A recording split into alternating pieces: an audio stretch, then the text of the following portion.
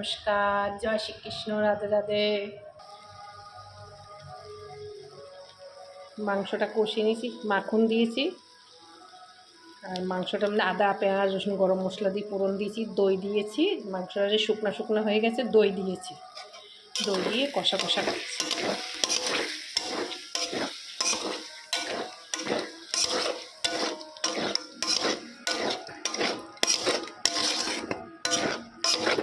যেরকম মাংস বসায় সেভাবেই বসাইছি, শুধু দেখুন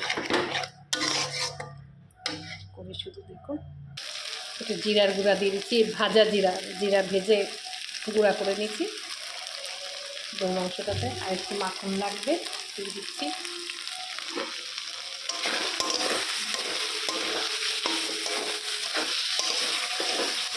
দই মাখন দিচ্ছি।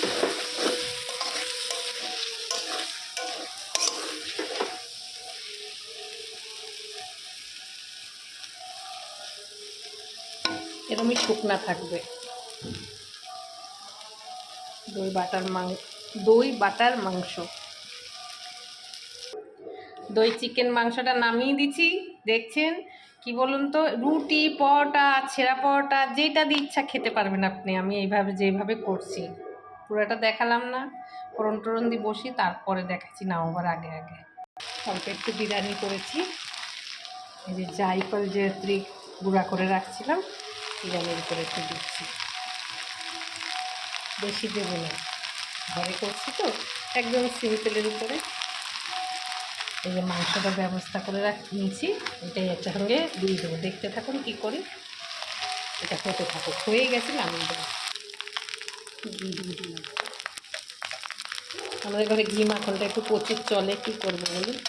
ছেলে মেয়ে বলে ঘি মাখন না দিলে নাকি টেস্ট হয়, আর ওদের বাচ্চাদের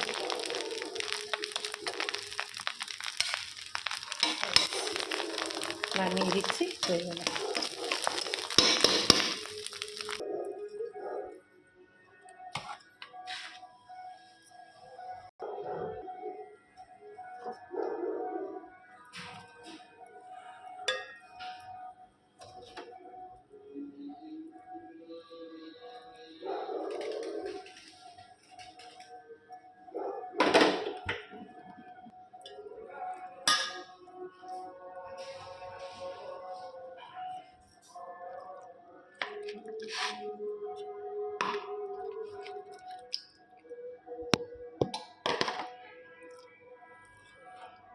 মাংসটা যে দই মাংস করছি, দই মাখন মাংসটা এর সঙ্গে দেবো বলে করেছি। ঘরের খাবার।